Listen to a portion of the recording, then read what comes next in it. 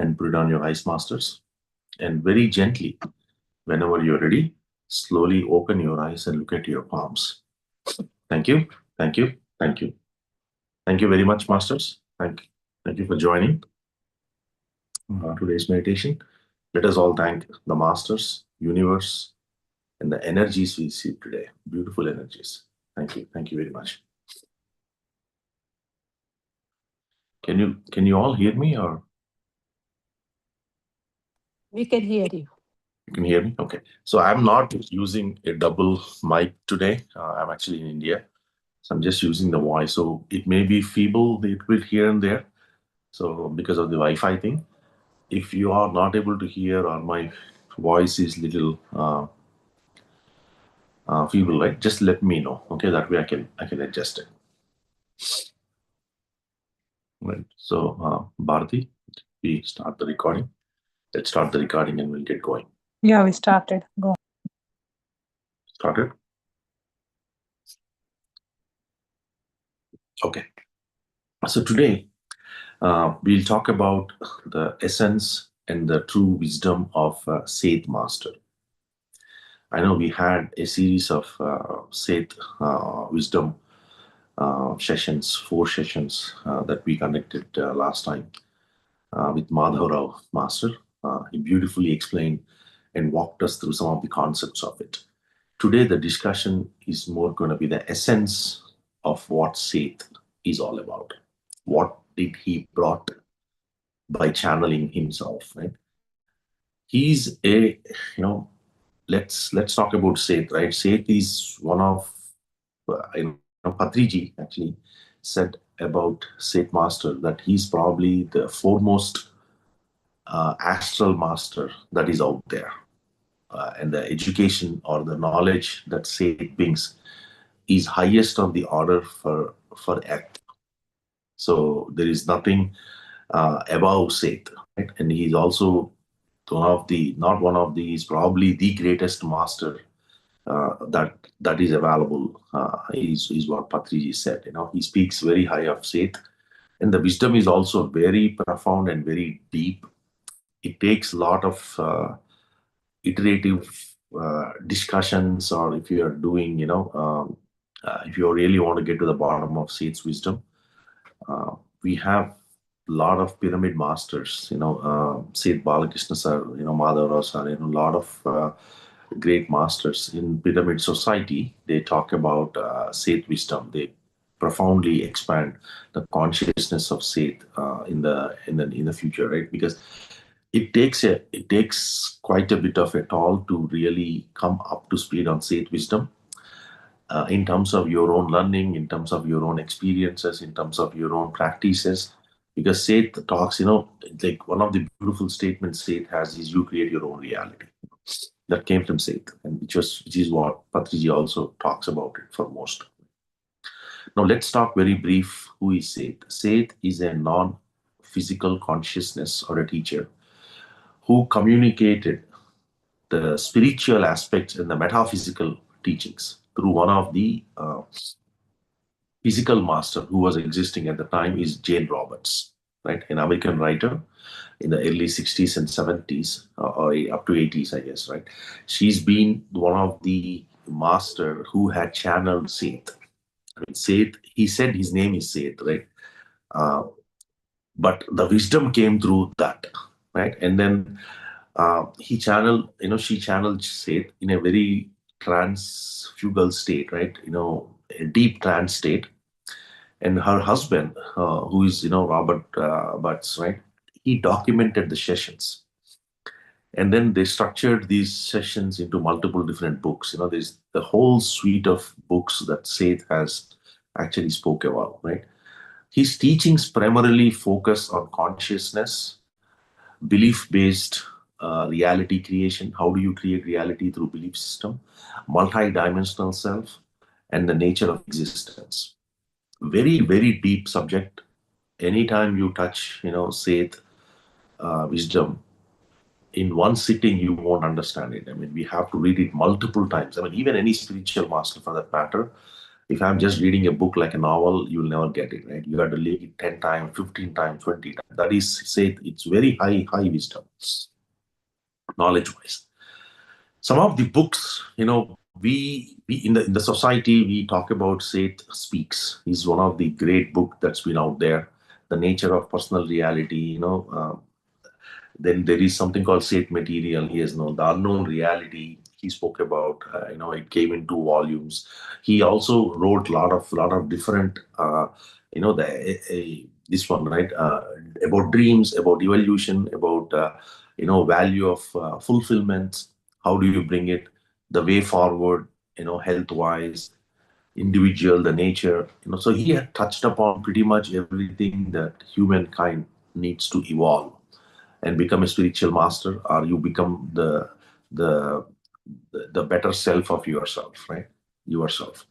So in that concept is where Seth comes in. That's why his statements, his way of channel, I mean, the way he gives the information, it is very, very high, right? So for us to understand the metaphysical and the depth of knowledge that he brings in, even our pyramid masters say that it is not just you read it and you get it. This is beyond the mind, right? This is the soul level knowledge that he has brought in. So a lot of times what happens is when you do the Seth workshops, or any of the Seth information is shared, right? Especially the knowledge of it, they actually have you do meditation. you know they want you to get meditated, they want you to calm your mind, because the subject is so deep that most of the time, if you have heard about any Seth workshops you have attended, then typically that's how the format is. They make you sit and go into deeper level. Then they bring the subject of what Seth is all about, and in every session you can have different topics. You can talk about mind, he talks about mind, he talks about self, he talks about reality, he talks about how do you manifest your own thoughts as reality, a lot of that. So today we are not going to go into the depth of the what the idea of this session is, to give you that essence and the feel that, hey, Seth has brought a lot in as part of his own channeling through Jane Roberts. And it's probably a good idea to look at which book probably connects best with you. And Seth Speaks is a very good book to have. You should have the physical copy of that, right? That way you're able to read it and then get more out of it. So that's what we're gonna talk about. Very, very, abstract view of it, right? I'm not gonna go deep uh, because this requires your own time, your own space, your own energies, and your own state of stillness, right? For you to be able to observe what Seth is talking about. So let's talk. At a highlight, I'll talk about a few points here today. His main coaching, it's not about running around, right? He's the, like, if I'm talking about what does Seth material or Seth subject focuses on, right? Mainly it focuses on consciousness, dreams, health, the possible and probable reality that exists out there. What is on reincarnation system? How does this belief system work? So that's where Seth wisdom comes in with a very abstract view as to what I have known myself so far, the way I am living, and how Seth shows us that how it actually, what is the truth behind the living aspect of it, right? So let's start with this beautiful statement: you create your own reality, right? What does this mean to us? Anyone, you want to just talk about it? What does this mean? You create your own reality.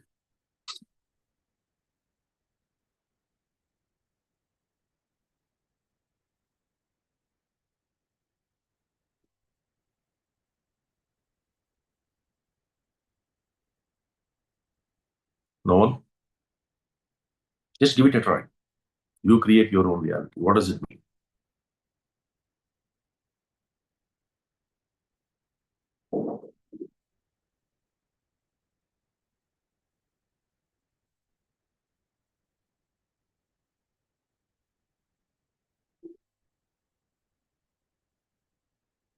All right, let me try it then.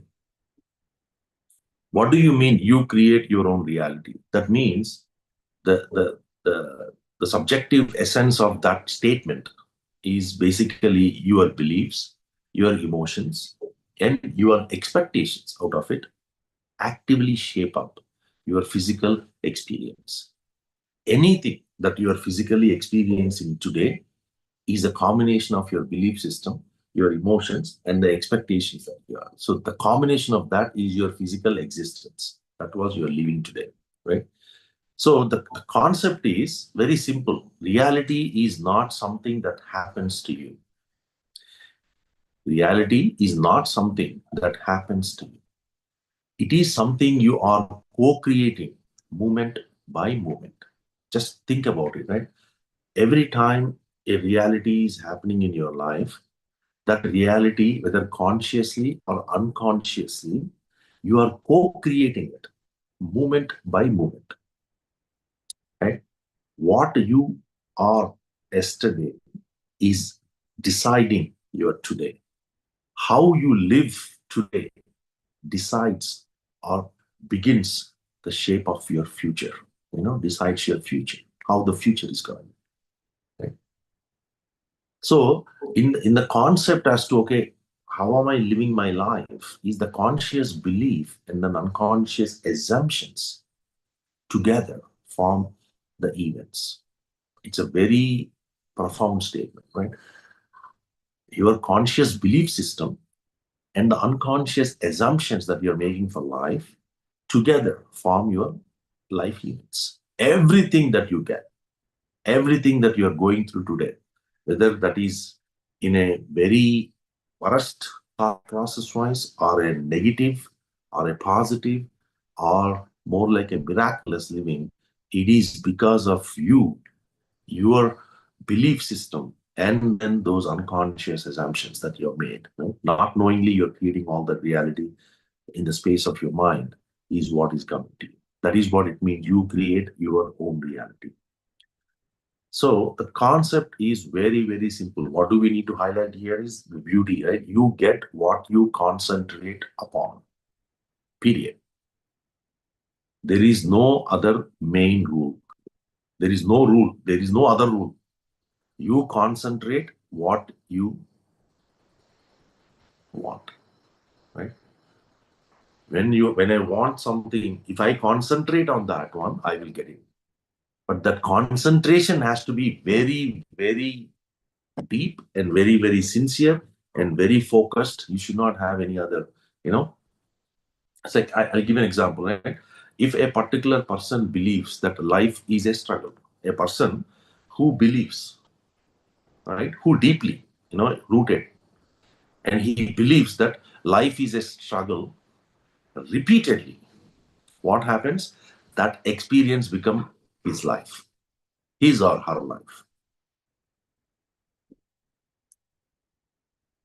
The how does that reality come to us is obstacles. We create a lot of obstacles because I am as a person, a person who deeply believes life is a struggle, repeatedly experiences those obstacles that are created in that very space of that reality.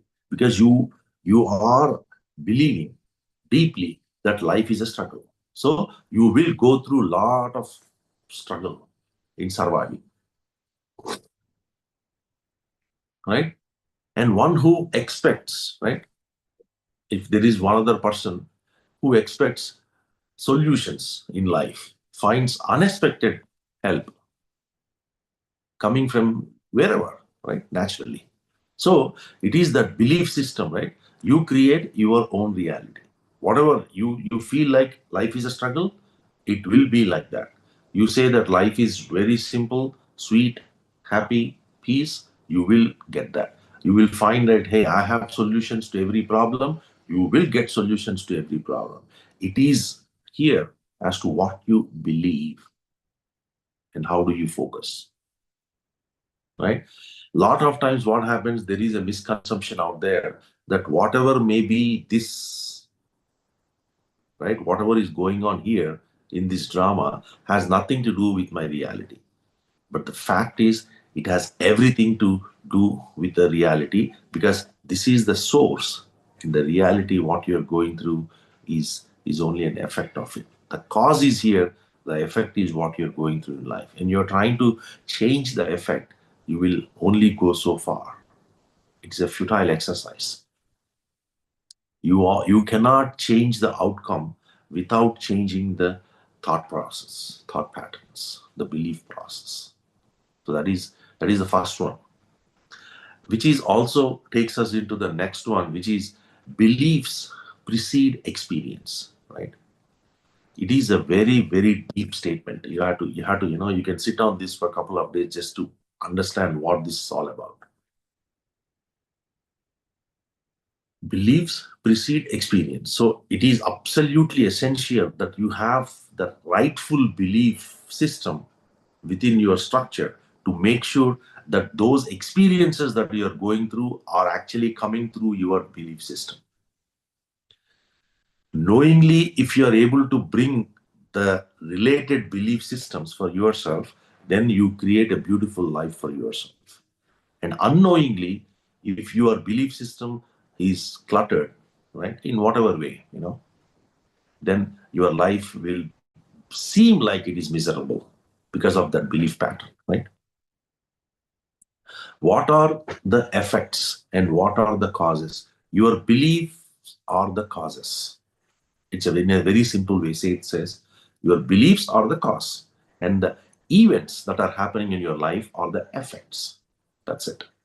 Whatever may be the one thing or 10 things that you are going through today in your life, it is because of your belief system, right?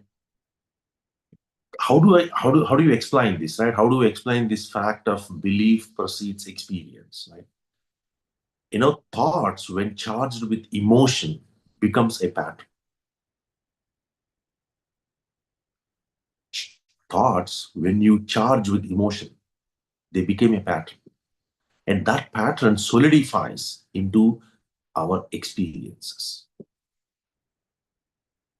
right? Even when you are in the state of denial, saying that I don't believe this,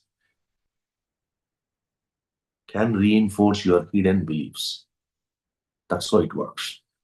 So it is not easy to just pull the plug and say, hey, I don't believe this and all. What are you believing deep inside of you?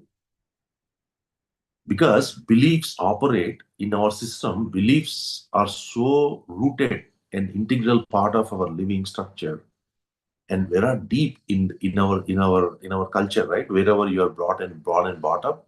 So the way you look at your belief systems is the beliefs operate through the, whether it is conscious or unconscious, they operate in both spaces. That's why it is you got to really work through your belief system to understand what is that you believe. You believe man can achieve wonders, man can achieve wonders. If you believe that you are not the God, you're only a soul here to look for God, right? Then that's it. That's what will happen. Entire life you will be running for God. You will never believe that you are God. No matter the grand masters are saying you are God, scriptures are saying you are God, Aham Brahmasmi, you don't believe it. Everybody who has experienced it are telling you, the truth seekers are telling that, hey, there is a truth out there that tells you that you are what you're looking for, yet you do not take that. Why is that? Because your belief system has told you otherwise. You do not believe in meditation, period. You will never do meditation. You do not believe in the wisdom, in the grand wisdom of what you are. You will never see the brightness in your life. In whatever way, it may be in the good aspect of it, or it may be in the in a way that you are not liking your own life, right? Whatever it may be, right? Doesn't matter. But the moment your belief, right, moment a particular belief that you hold on to, that is what is becoming your reality, right? Whether unconsciously or consciously, right? So let's take an example, right? I'm not gonna go into the too deep of an example. These are more like, uh, very easy to grasp, right? But let's talk. Someone is fearing a rejection unconsciously, right? What happens when you are unconsciously feeling that rejection? Your behavior becomes very defensive. You always invite that rejection as part of your life, irrespective of what you try, because it is rooted in your belief system that your fear of rejection, knowingly or unknowingly, what will happen is you will always be inviting the rejection energies, right? And then how do I change, right? So the fact is, changing the belief changes the outcome. It is as simple as that. You change your belief, you change the outcome. If instead of you running for God, now you believe in your roots that you are God, then the outcome is you are God. You become what you look for. That's it. It's a very simple, there is nothing like, this is gonna work or this is not gonna work. Every single time this works, right? So now every time I start to look at myself and then say that, hey, how am I having a life? How am I leading my life? How am I looking at my life? The one thing that every one of us should look at is what do I believe? That's what Seth talks about. Which takes us to the next point, which is basically the power of point, right? The power is in the present moment. Your entire creative power works in present moment. In short, the only present moment has that creative power. If I'm stuck in my past, if I'm stuck in my future, you do not have any power. You are stuck with memories, you are stuck with future. You will not have any power. This is a very, very deep statement that Seth puts out there, right? Past is memory, future is a probability, and creation happens right now. Such an enlightening statement, So dwelling on regrets or worries dissipates your creative energy. This, we have to underline this concept, right? Whenever you start to regret or worry, it takes away a lot of your creative energy. You're stuck either in the past or you're stuck either imagining the future. Both do not have power. The creative energy or creative power comes when you are in the present moment, right? If I see, we have to root it to ourselves every time, saying that, okay, the power of point is always in the present. If I take this, as Seth says, right, how do I bring it on? By being mindful. That's why mindfulness is very, very important. If you are a meditator, you're going into deep meditation every time. You're getting all that energies and all that. How do you conserve and how do you use that energy in the rightful way for your living, for your life? That comes when you are living in that present moment, right? How does healing happen, right? Healing begins, right? This is a very, very deep topic, but I'm just going to give the essence, right? Healing begins when attention shifts, right? When I'm shifting my attention as why this has happened to what can I choose now?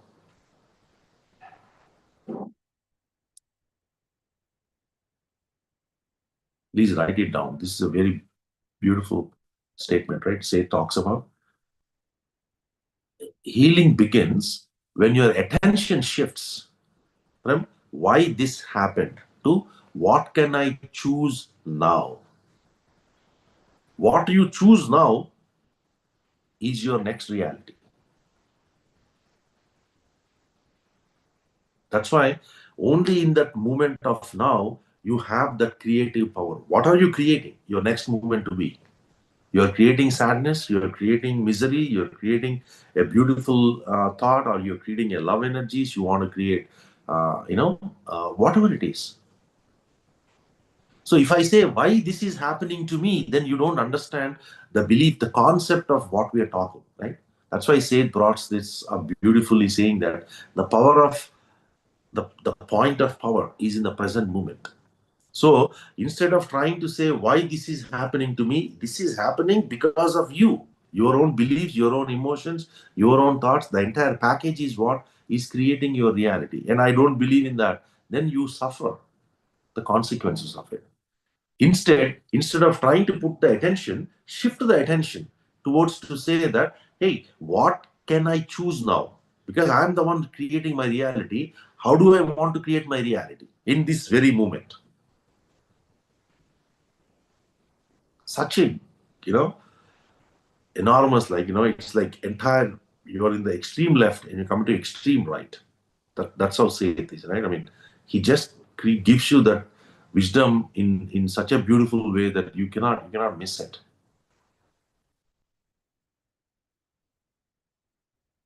So if I start to bring myself into that reality, okay, if I am creating one in this very moment, my next moment is getting created. I have to be very conscious. What do I want? I want, ABCD. You do that ABCD right now. You get that ABCD's effect. The next one is emotions are the builders of reality. Emotions are the builders. Again, I'm not going through every subject, every topic into too detail, because that said, there's like 9 volumes, 8 volumes, the huge wisdom out there, right? So we won't be able to cover it. But what I'm trying to give you is the gist of what essence of Seth is all about, right?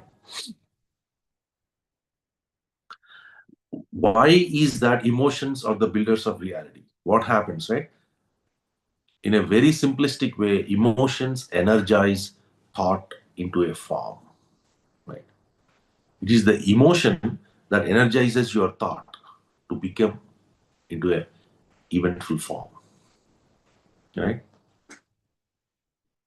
I have a thought, but I don't have a corresponding emotion. It is going to be very weak. So, in a sense, thought without emotion is very weak, and emotion without clarity is chaos, right? So, that balanced awareness directs your emotional energy very consciously.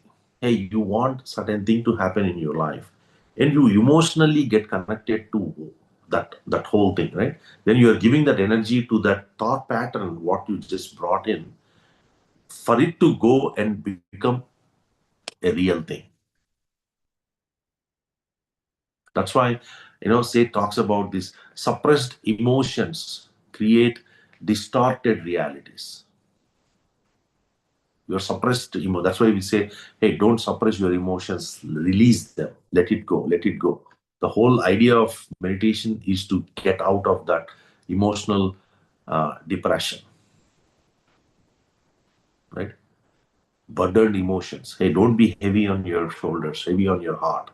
Let it go, let it go, let it go. Why it is that? It's because it creates a distorted realities. Because when you suppress knowingly or unknowingly, you are creating that realities, right?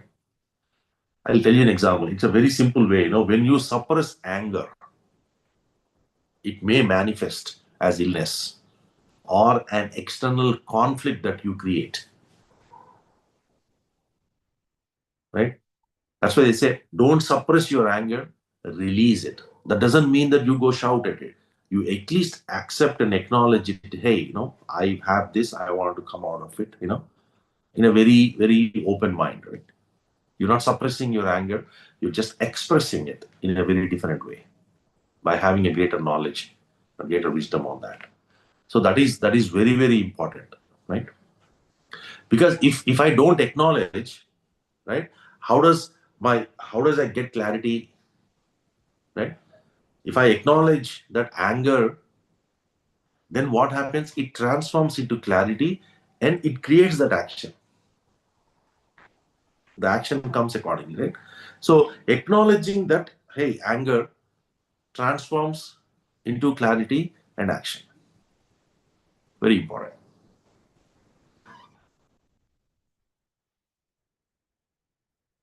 So that's on the emotions side of it, that he talks about. And then the one that I usually love about Seth is like, you are more than a physical self. This is a very, very deep statement, right, that he puts out there. And you need to really go through a lot,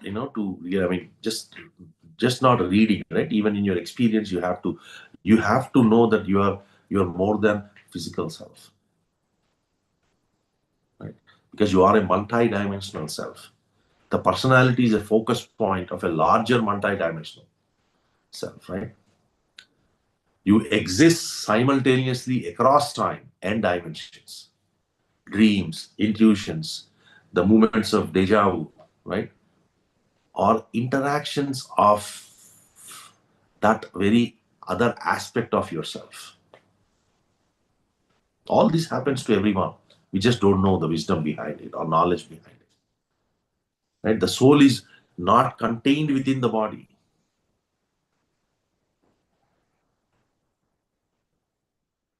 If I say, hey, is my soul in my body or my body is in my soul? Seth talks, right? I mean, anyone would like to say? Is soul contained in your body? Just say yes or no. Yes. Yes? Okay. The actual answer is no. The truth is that, yeah. Soul is contained in the body. No? Soul is not contained within the body. The body is within the soul. Because whenever the person dies, the soul releases, they will say like that. Correct. They So say it it, but in means fact, that the soul is trapped in the body. it seems that way. It seems But this that way. entire universe is self, right? Entire universe is self. So it is the self that is behind. It is like a screen, right? The screen is the self, and the picture that you're putting is your bodies. So Oh, what is the body is within the soul. The screen is there because that's why you're able to see the picture. If screen is not there, there is no question of picture. yeah. So your image, whatever you are projecting now as a body, is part of that self, multidimensional self. That self is the reality. That alone is the reality. Everything else is only an image, Stimulation. illusion. Yeah, exactly. So we are under So, the stimulation. Right. exactly. Exactly. So soul is not contained within the body. The body is within that soul. That soul that is everywhere. Yeah. We call as self. Self. Right. So body So without the self is in the universe, right? self alone is there in the universe. These bodies are only projections. Projections. Yeah. Got it. So it is like like statements like this take little bit of a time to digest because you got to read, you got to meditate on it, right? You got to go deep to understand, why Seth talks about this, right? You know, how is like instantaneous communication coming? How am I getting these creative insights suddenly, right? Hmm. How my inner self is communicating to me, right? All these are happening because of the multi-dimensional self, which you may be aware of or you may not be aware of. But Seth talks about that. You are not just physical, you are much more than a physical form. Right? So telepathically, we are communicating with each other without It happens. words or communication. So that's Yes, it why happens. when you see a person, you form some kind of idea about that person. Correct. Whether knowingly or unknowingly, the whole process is connected. Everything is connected multidimensionally. Yeah. That is what is happening to us. But we Yeah. may not be aware as to why, how am I getting this creative insight? How am I communicating from my inner self? What guidance I'm getting? How my intuition is telling me, that gut feel, don't do it. There are a lot of those things subconsciously we do, but we don't have any explanation to that because we don't know about the knowledge. That's what Seth is talking, right? There is Okay. lot, and then these, like, each point you take for Seth, you can spend months on it. Only one point takes you go deep. You can take months to really understand it. Yeah. That's why it is this subject of Seth Master. What he talks about is a profound impact on humanity in terms of how we can shift our attention from trying to get things done to how do I create my own reality, right? That's why it's very important to spend time to reflect on this knowledge and do your own practice to really go a little deeper and then try to implement some of them. So now, which actually takes into the probabilities, right? Probable realities exist. Quantum mechanics. We Yeah. talk about quantum reality, right? Every choice creates alternate probable paths. Very deep points, right? That he touches on this. Reality is always, it's a, see, what is reality? If you ask for Seth, he says reality is basically a field of possibilities.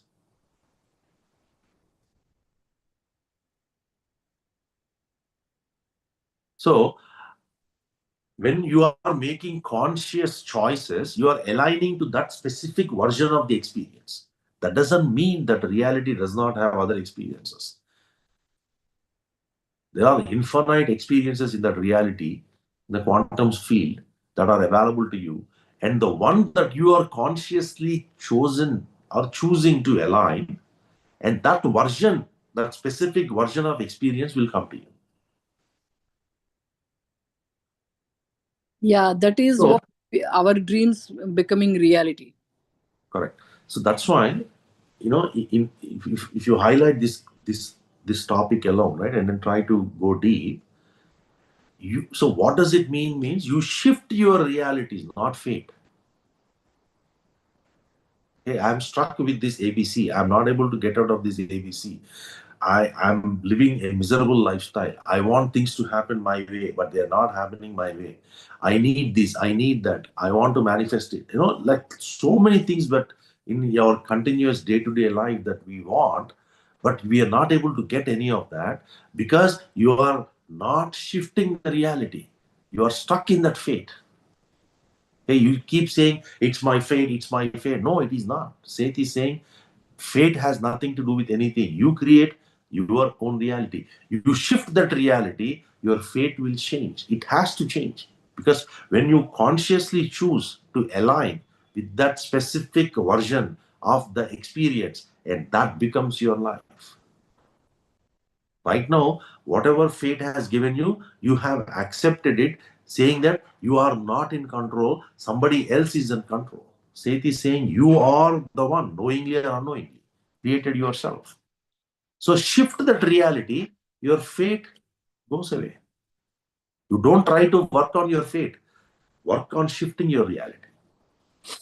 That's a very, very, I mean, that's why Seth wisdom is like, it'll really, uh, how do you become, a human to a divine is wisdom like this. So like if I put an example, right, uh, like how do I, so it's a simple example is like, hey, choosing courage instead of fear. Okay, I'm gonna choose courage. I'm gonna be very brave. I'm gonna be courageous instead of being afraid or have fear. How does that shift is, that kind of gives me a different life trajectory. It just shifts the whole thing. Instead of trying to be afraid all the time, now I am courageous to go do anything. So what happens? The path shifts.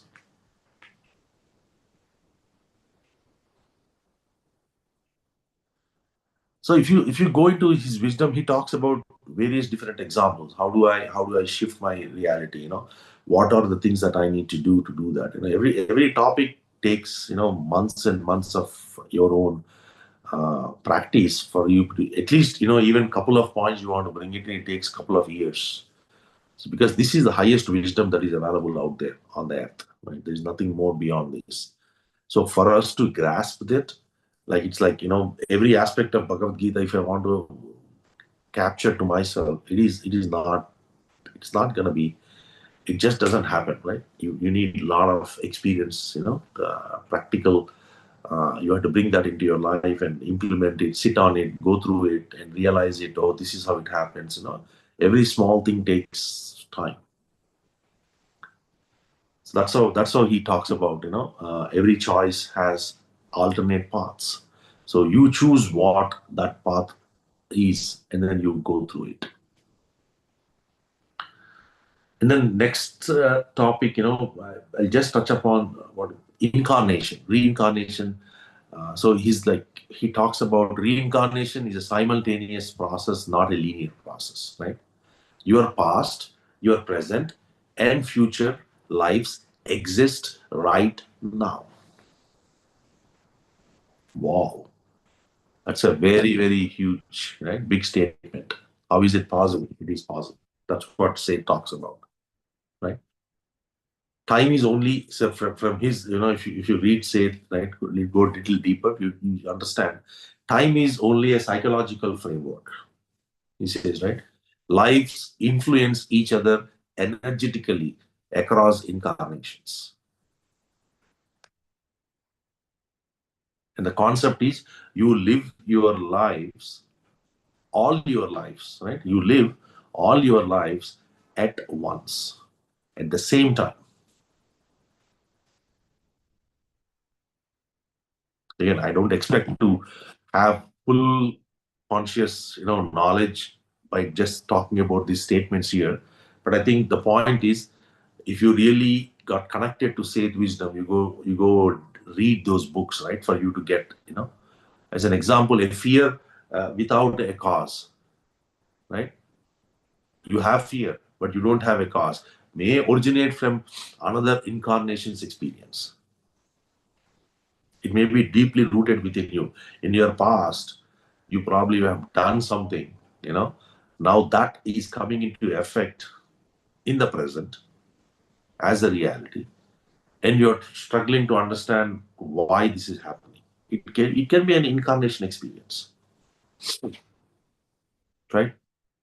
So the more you start to understand these statements, what Seth is putting out there, it is, look at it, right? The way he kind of gives these statements helps us to understand that the whatever is happening outside, it is only just that effect of it. There's nothing that you can do outside. Every statement, every explanation or every hidden highlight, the examples that he talks about and how he puts life out there, if you really look at it, it's like, it is all inside. Everything is inside. Only in that inside you're able to reflect the reality outside. And in the dreams concept of dream, let's talk, how the inner self communicates, right, through intuition and dreams. This is a very good, he has a couple of books that he, at least topic wise he talks about it, right? Dreams are the training grounds for consciousness. Say talks about it, right? So look at this, right? Dreams are training grounds for consciousness. Your inner self uses symbolic representations, the emotions and the imaginary, right? To guide yourself, to heal yourself, to instruct what should be your next move. It's all coming from that, right? So what happens is when you have that dream recall, it strengthens your intuitive awareness. Yeah, I went through this. In that, I saw this. How I have, like, I need to look at this. Why is that? Because if you are getting as if I want to put a context or an example to this, right? A recurring dream highlights unresolved emotional patterns, something that is happening again and again, again and again, again and again. And then you suddenly it caught your attention now to say that, okay, why is this happening, and you want to shift that, right? It releases that unresolved emotional pattern that you're holding on for some time. Until you put that attention to it, it's not going to happen, but slowly it does.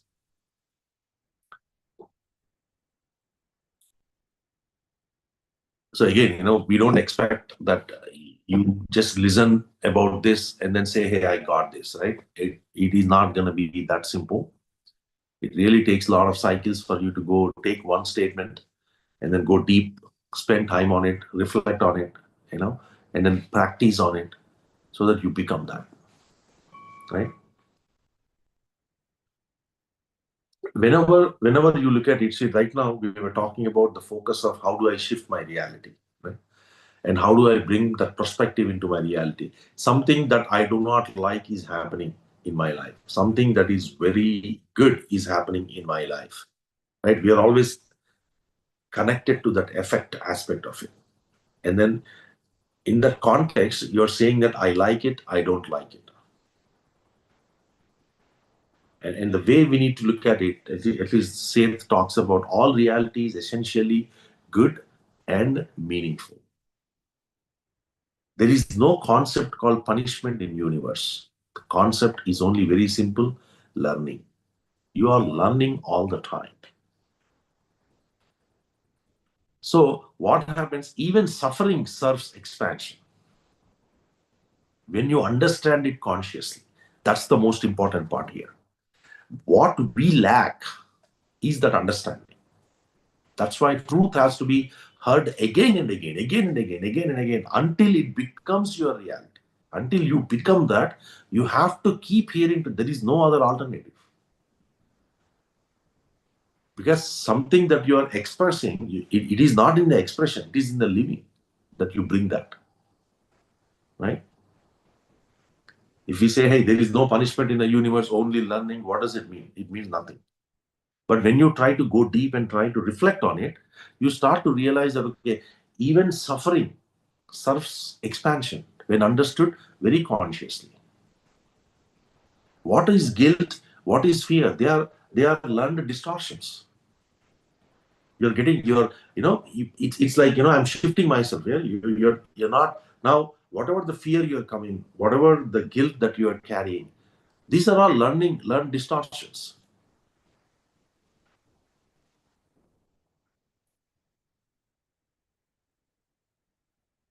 Why? Because whenever there is a failure, you start to understand that your belief system needs transformation. Because that's why you fail. When you fail on something, now you're trying to look at yourself to say, okay, I failed on ABC, right? It reveals to yourself that, okay, the belief system that you carried to make it successful, that did not work for you, now it needs transformation. So you start to look at it in a different way. And there is a learning out of it.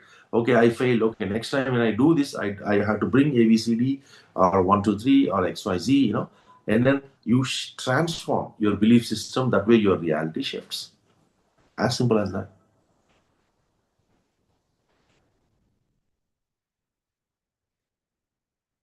And then, one of the very beautiful statements Seth puts out there is, death is a transition, not an end. This alone is needed for us to go deep and sit on it, right, to understand what he's talking about. Imagine Seth talking about this in 1960s and saying that, hey, death is only a transition, not an end. The concept is very, very simple. This is what Patriji talks about. Consciousness continues beyond physical form. You are consciousness. You're not matter. Matter is coming out of that consciousness. When you start to understand, or when you start to live the life as conscious being, You are beyond physical form. You're not stuck at the physical reality. Physical reality is one of that realities. There is astral reality, which you are going through as well. There is mental reality that we all know that where things start originate for ourselves. I'm not able to parallelly live in all those realities because my awareness, I don't have that awareness, that conscious awareness. That's why whatever is happening in my mental space, my emotional space, I hardly have any control on it. What I have is the action, which is the physical part of it, the matter aspect of it. Mind creates matter, right? So, what does this statement becomes death is a transition, not an end? Is basically Seth is putting it out there saying that identity expands beyond even, it expands after death. When your personalities, right? Personality remains while merging with the broader awareness. You're not done, right? Fear of death is basically it's a life's expression. That's it. You are not able, you're limiting yourself, right? Fear of death limits your life expression.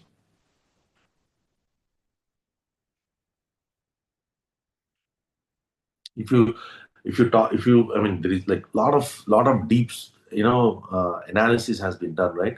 Near death experience, life after life. If you go into some of those things, you'll start to wonder how those research and the papers they have written, in 50s, 40s, there are like a lot of masters who have done, you can find a lot of wisdom out there, right? But Seth talks, he also gives a lot of information on it. uh, how does near-death experiences align to the Seth's, descriptions of continuity? You can really connect, when an author talks about near-death experience, or you left, life after life, conscious living.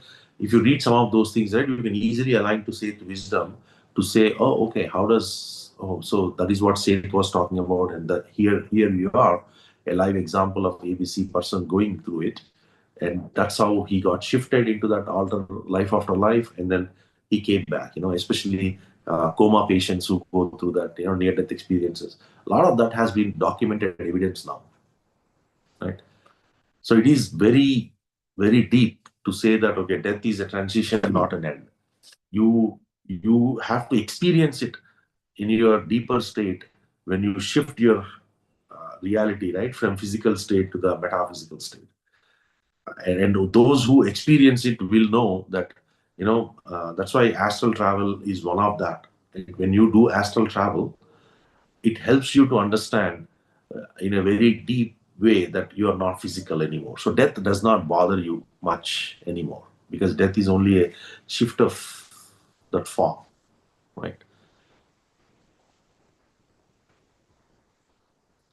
So now, if I bring that perspective, I'm not gonna go through deep on the subject, but just for you to say death is a transition, not an end, you can talk about for a couple of hours, just talking on the subject. That is how deep it is.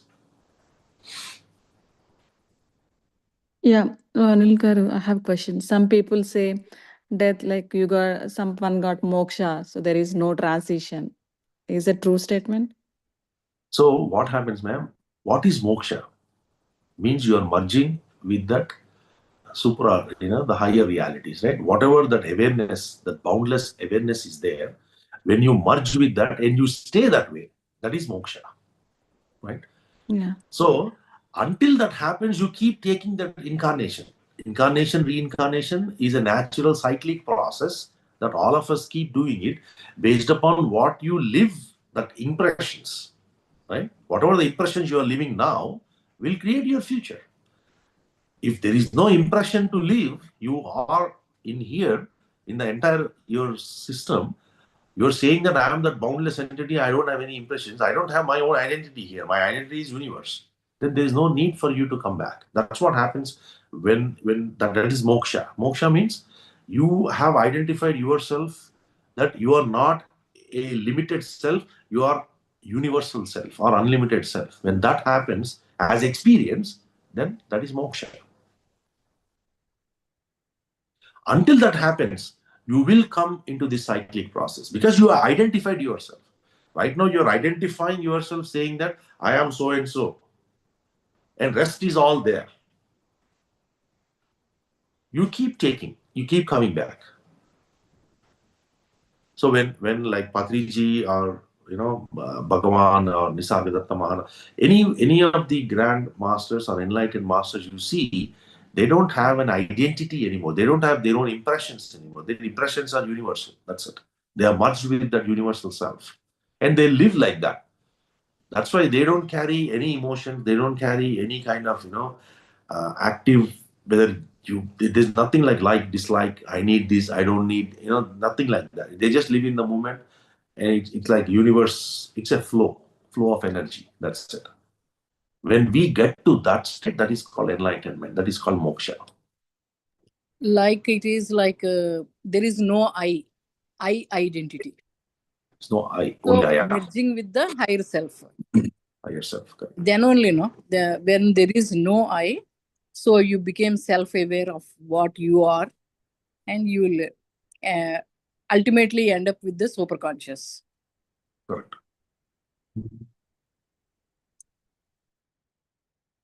Good one. So, if I try to bring sage wisdom, right, responsibility without blame. Again, very, very deep statement, right? You are responsible for your reality, not to be blamed.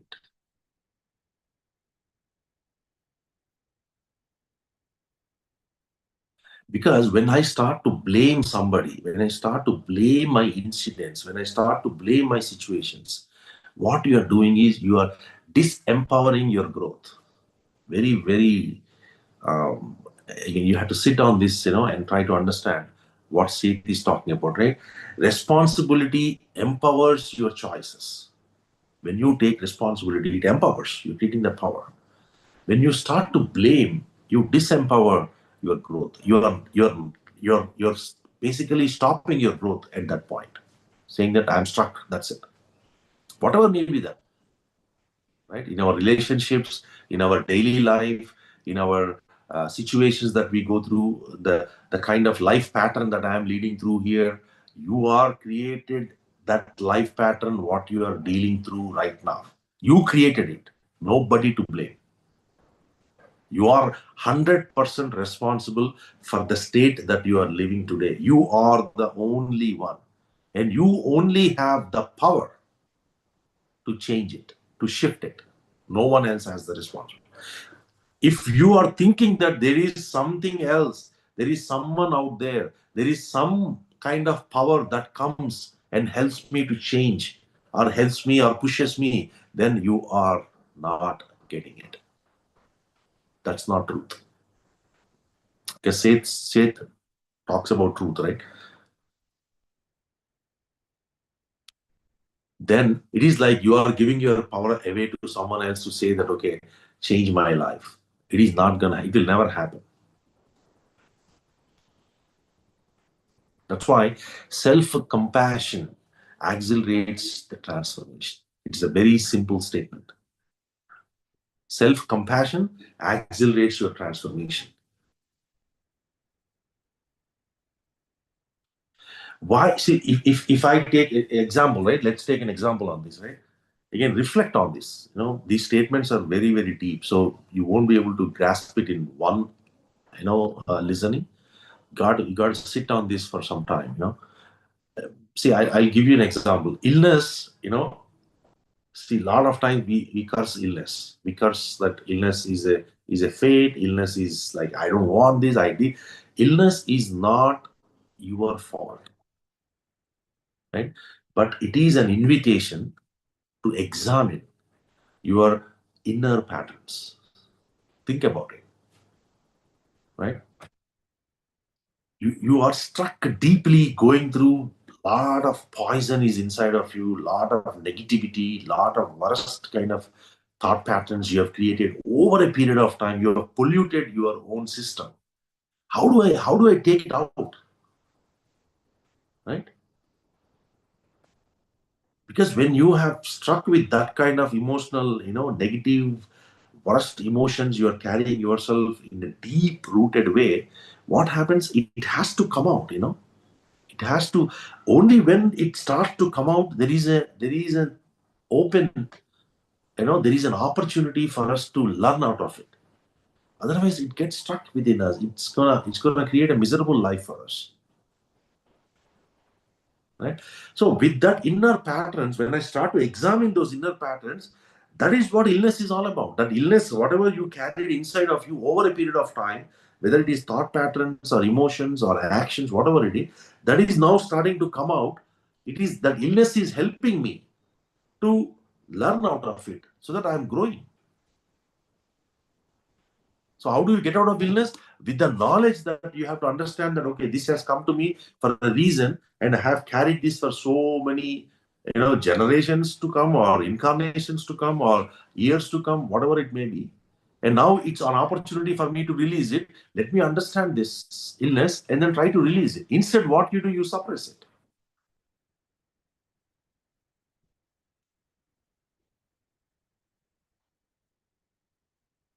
We suppress it, right? Don't we? Every illness, we suppress it. We don't try to understand it. We don't try to spend time with it to see, okay, this illness has come out of me, Like, for example, you have thyroid, right? A classic example that everybody talks about. Thyroid, I have thyroid. What does it mean? The simplistic answer to that is you are not expressive. If you are not expressive by heart, then you will get thyroid. You're bound to get thyroid. Thyroid is a block in your throat that you're not expressing freely. It is telling you, it is giving you a message that start expressing freely, openly, by heart. Don't keep your emotions stuck in there. If you're stuck in there, they are stuck here. It is giving you a message. I ignore it. I put a tablet and then I suppress it. How long? So long be it. What happens if I suppress it? This you carry to the next life. Next incarnation, you bring that back. It is never going to go away until you learn out of it. There is a reason. That's why it's an expression. For you to examine your inner patterns, this has come out to you now. If you are not looking at that inner pattern and trying to understand why this has come to you, it will come back again and again. That's how life works. That's why it's called cyclic process. Until you face that and say that, okay, so now if you truly look at it, this thyroid is a blessing to me, or is thyroiding a curse to me? And what says it is a blessing to you, because without that blessing, you will never realize that you are holding on your expressions, you are suppressing your expressions, you are not able to talk freely, you are like holding on so much inside of you. And over a period of time is when thyroid comes, not just one time, two times. So that has poisoned your system. So you have to release that poison. So when you get that thyroid, now you know, okay, I need to release. I cannot be holding things to myself. I cannot be talking to myself all the time. I got to release, whoever it is, whether it is in relationship, whether it is, when you release that, what happens? You release, along with that emotion, you release that illness too. It just goes away naturally. Same applies for cold. Same apply, why do you get cold? Because you do not love yourself. You love your body. Then cold will go away. Start expressing to your own body to say that, hey, I love you. I like you as you are. You are my best buddy. Cold will be gone. Which leads us to the next point, which is also a very important subject, right? Consciousness is primary, matter is secondary. Mind creates matter, not the other way around. This statement alone is enough for us to spend months just to sit and understand, right?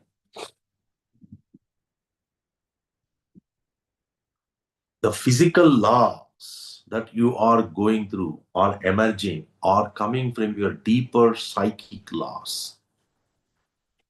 The physical laws are the effects of those deeper cyclic laws, right?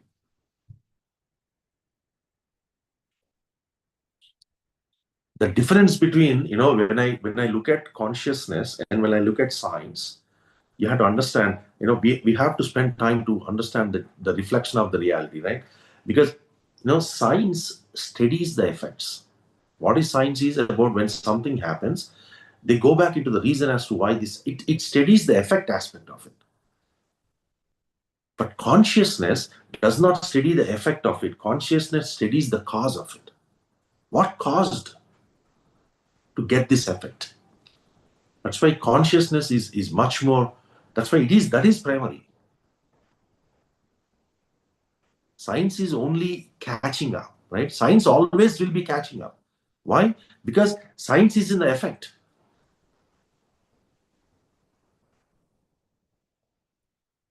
What is the cause? Consciousness. When you are consciously aware, when you are in that mode of self, right? That's why consciousness is primary. Matter, whatever is happening, matter, physical, it is secondary. I'll tell you, you are a placebo. You probably have read Joe Dispenza's book, right? Placebo effect demonstrates, right? If you really look at it, right, as an example, the placebo effect that you go through, it demonstrates that your belief is overriding your biology, isn't it? It's the placebo effect. A classic example, right? It's just an easy example to grab onto. So when you try to understand that, hey, this reality is physically is only an effect of it. The reality is happening here. It is in my thoughts, it is in my emotion, it is in my way I'm acting on it. That is when I'm creating that reality for myself. Then you are not worried about the outer aspects of it, which is what in typical reality, what we do, something happens and you start to hold on to that matter. And that's what science, right? It does the reverse engineering. It goes back and looks at it, why this has happened, and eventually come to the cause of it. But when you are conscious, what happens is now you understand that, hey, this has happened to me, means that is how I created the thought pattern, the cause. You're not stuck in the effect now. You're going into the cause. Because that is primary. And that shift has to happen instantaneously. It's not like an effect has happened to you. Now you're starting to sit on that effect for days, months, years to come, and then trying to figure out how do I shift into my, consciousness and go into the cause of it. No, that has to happen immediately. Something has happened in your life. The cause of it is inside you. You are the cause because that happened to you. Go back and reflect on that cause. That's what Seth is saying, right? Consciousness is primary. Matter is only secondary. The effect is secondary. Source is inside.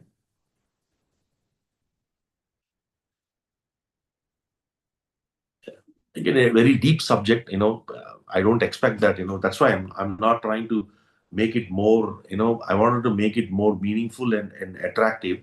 That way the conversation is not going through, hey, I want to hold on to this one topic, right? Because, when we talk about consciousness is primary, matter is secondary, you have to start to think in a very broader perspective. Okay, how do I bring that? How do I say that? Okay, when I say, hey, physical law emerges from a deeper psychic laws, you have to understand what psychic laws you're talking. You're talking about thought forms, you're talking about patterns, you're talking about emotions, you're talking about your own alternate world that you have, the inner world that you created for yourself, and and and that reflection is your outer space, outer reality. That's why meditation allows you to go into your inner world. When you start to understand your inner world, your outer reality shifts. It just happens naturally. It has to. Right? You have seen life from a outer to inner perspective. Every one of us is looking at right now, is my outer is reflecting my inner, which is exactly opposite to what Seth is talking about. Seth is saying that your inner is the reflection of your outer. Your outer is a shadow, your inner is the source. Your outer is only a mirror of your inner. But what do we believe today is our outer is the effect how my inner is going. Other way around. We are saying that my inner is a mirror, my outer is the source. Seth is saying other way around. Your inner is the source, your outer is the mirror. You can never change you, no matter how many mirrors you put it. Your face, your body, your structure, everything will look alike. That's it. You may have different colors, different, whatever may be the flavors, however you showed yourself, but unless you reflect on that inner, your outer is not going to change.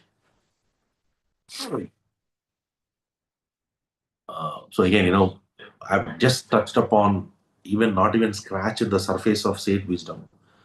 But I believe this should give us an opportunity to go deeper, right? I create my own reality. How does consciousness shifts? Consciousness is primary, matter is secondary, death is only a transition, not an end. Reality exists in multi-dimension aspects of it, right? All realities have very good meaning and they are impactful in our life. My inner self, communications, right? Intuitions and dreams, how those things are happening, how my dreams are training grounds for my consciousness. I mean, again, every small thing that you hold on to, say, to wisdom, will take months of your practical exercise uh, for you to grab it. This is what is all about scripture knowledge. Upanishads talk about, Bhagavad Gita talks about, our ancient wisdom, what we talk about. Seth brought it up in a very beautiful way, in a very simplistic way, by giving these, extraordinary statements, right? Saying that, hey, you reflect your reality, you create your own reality, and then you hold on to it, you go back. There is 400 pages of wisdom that goes against that one statement. And then when you read that, it takes like a couple of weeks for you to go through all that. And then now you want to implement it, then it takes months of exercise just for that one thing. Like that, every point is unique by its own frame. So any questions? I want to leave room for, I know we are a little over today, but I want to take the opportunity to, if you have any questions, please do. Yeah, Anil Master, namaste. That was the It's really interesting topics because I never heard about the Seth wisdom before, and that because I always believe that I'm not the God, because God is everything. The God will do it, whatever. Because we are just it's the fake, like people are saying we are the God. No, that is not true. I always believe that one, and everything depends on the God. Okay, he or she will do it for me. But now it's a with new idea, new information you share with us. So this is really, really interesting for me. So from tomorrow onwards, I'll Google some videos and watch and try to understand more. And thank you so much for this information. I really appreciate. Thank you. Thank you. Thank you, madam. Thank you very much. Thank you. Very good, deep subject, but I think, Yeah. every point, so what I would suggest is read the points, with the pauses. Uh-huh. These statements are to be not learned. These statements have to be felt.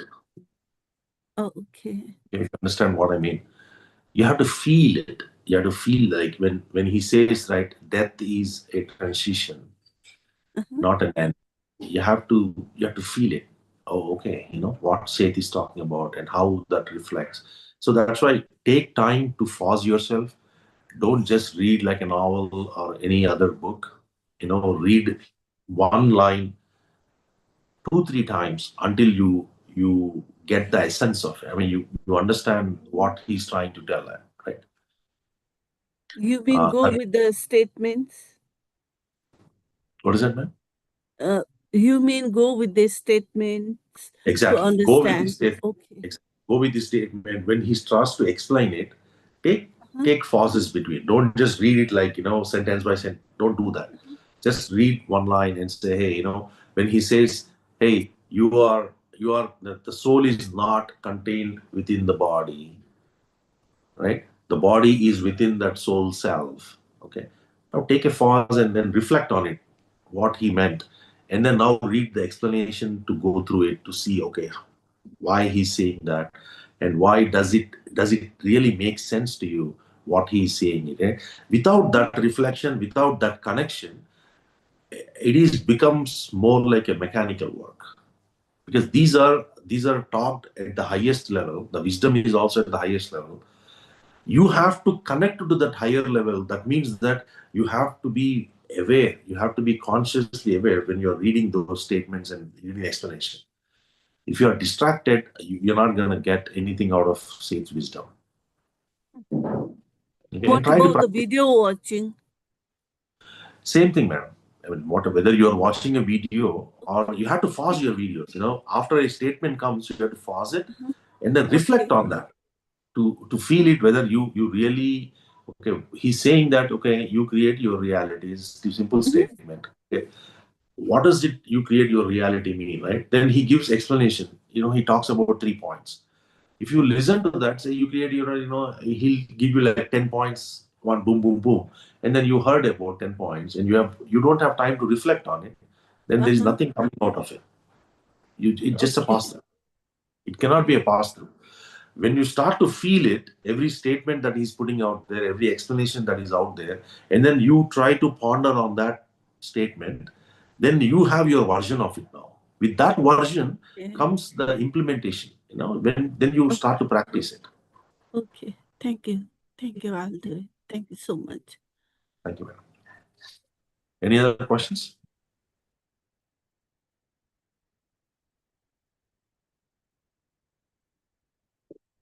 All right. Thank you. Thank you, masters. Thank you very much. Have a wonderful evening. We'll see you all tomorrow. There is a Telugu session also. All right. And then tomorrow I will be at Dhyana Mahachakram in India. We'll have the World Meditation Day. So there will be a link coming out in the groups, the World Meditation Day YouTube link that we all have to join. Please do remember tomorrow, Sunday, 10 to 11 to 12 is when the Dhyana Mahachakram happens. So please do join and please do share it with your friends and the link of YouTube. Everyone should join. All right. Thank you. We'll Thank see you you so all. much. Thank you. Have a wonderful evening. Take care. Bye-bye.